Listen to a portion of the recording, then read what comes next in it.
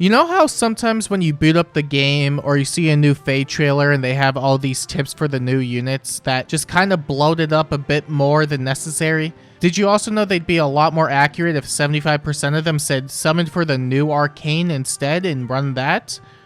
Some of the arcanes are kind of cool though. You may see tips that aren't about units though, and there are a fair bit of them that do exist. However, they're all from the beginning of Fae, so it made me wonder how many of them still applied. And look, yeah, I get it. The content bar is kinda low here, but I spent too long trying to find most of these since there wasn't really an archive of them to my knowledge, and I'm not even sure if I got all of them either. So YouTubers make do, I guess. I'm still making this video. So yeah, for the purposes of this video, I'm keeping a tally for the tips that are outdated and the ones that aren't, because with nearly 8 years of changes, it makes me wonder how many hold up, if any. And yeah, I don't know what else to say.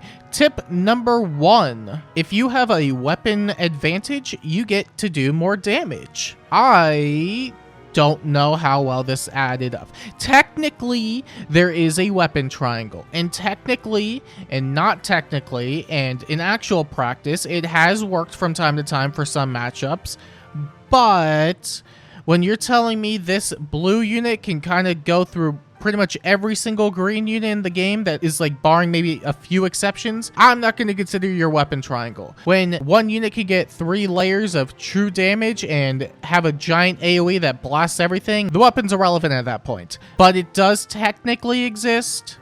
But I am not going to count it because the majority consensus is weapon triangle suggestion. So you messed up. This tip is outdated. Tip number 2. Use unlock potential to raise your allies to 5-star units.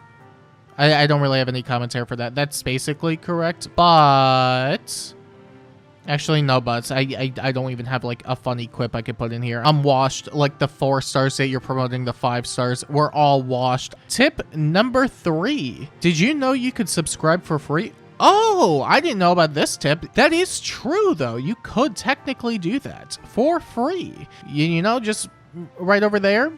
Somewhere, I think. I don't know where exactly. I'll put like post editing. Whoa, look at the spinning arrow, guys. It's for free, I guess. I don't know. Tip number 4. The training tower is the most efficient place for leveling allies. And hot take, you ready for this one? That's wrong. It's wrong. Now, I will say the cycle of having to wait for specific maps to be really beneficial for certain movement types and weapon types is not really the best, and I hate that they do it that way, but they do it that way so you're more likely to log in on certain days when it cycles back. But I think at this point, the only reason anybody enters the training tower is for orbs.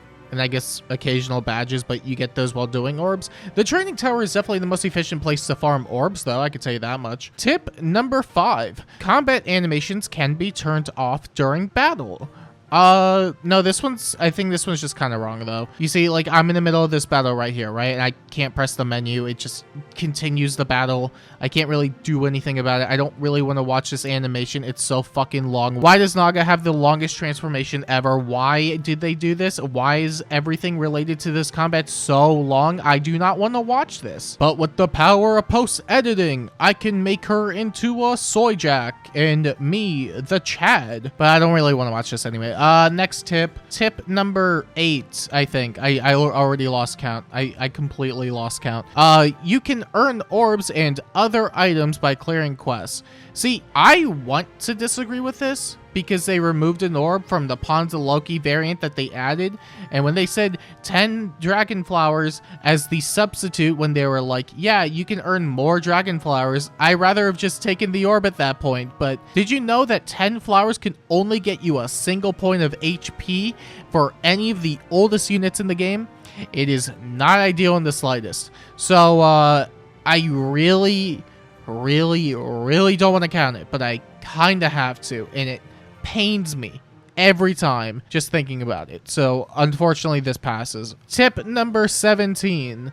If you see an icon appear above an enemy during battle, move carefully because they have effectiveness. And just like what we talked about with the weapon triangle, this does not matter in the slightest. Turns out 99 damage is basically 0 damage if you have like one brand new inheritable skill or your Emblem or some other unit that's like really annoying to deal with. But yeah, ignore that. It is stupid and wrong, and I'm equally as stupid for having to fight these units in the first place. Tip number 7. Buying orb packs will increase the odds of regretting your current summoning session. That is actually just kind of depressing to think about.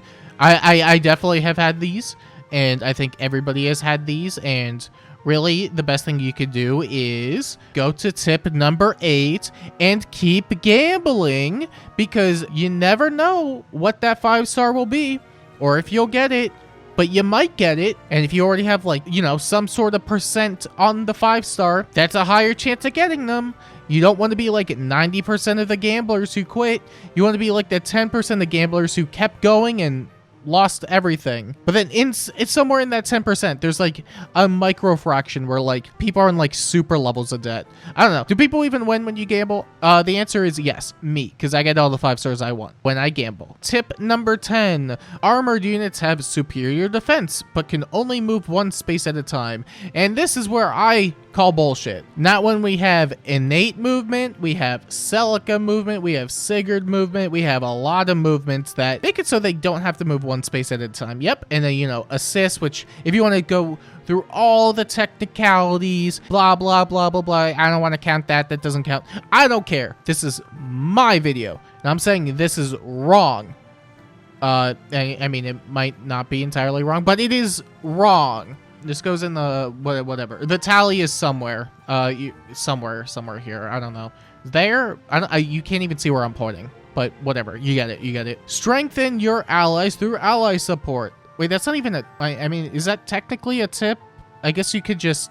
It's stuff that you do get out of it. But this isn't even something I could like object to. It's just a statement. I can't object to that. This is unfortunately correct. I don't know. This is not a tip. Or maybe it is. Next tip, look outside your window. You must link a Nintendo account, blah, blah. I am not their PR team. I am not their PR team. You do whatever the hell you want. I'm just going to assume this is correct. I am not shouting this.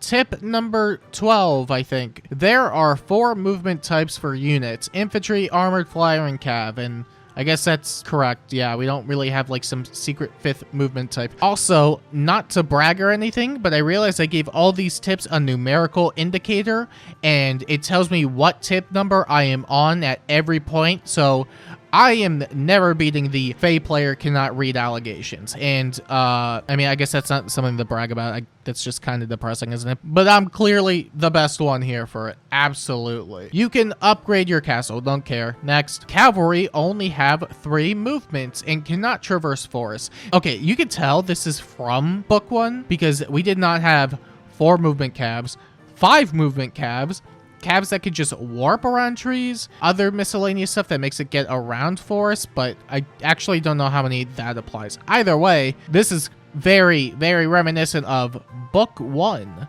or basically every generic demote that has ever released. But then you can still get the Sigurd ring and do whatever, and you could also do Celica. You know what? The game's a mess. The game's a fucking mess. You just enjoy it the way you want to enjoy it. It's Fire Emblem. It's great. To change positions of your allies before the fight begins, tap the swap space. That's okay. That one's correct. That one's correct. I can't argue that. There were some egregious ones, but I mean, some of them are too straightforward for me to be like, ha, funny joke I can make at the expense of outdated thing. Am I right? You know, I can't really do that. Do we have anything better? 14. You mean something to somebody out there. Never forget that and continue to be the best possible you that you can be. We are all proud of you. Make your hero stronger by saving up SP. And it would seem that there are more accurate tips than not, which, you know, for what it's worth, I'm kind of surprised about because, again, 8 years of Fae. I mean, it's definitely shown for some of these at least, but it would be kind of nice to see them get updated. Not really sure what they'd put though, so I guess maybe more tips, they could just replace them, or I don't know, maybe some story quotes. People like story quotes, right? They read the story. Would you like to open your game to this? I sure wouldn't.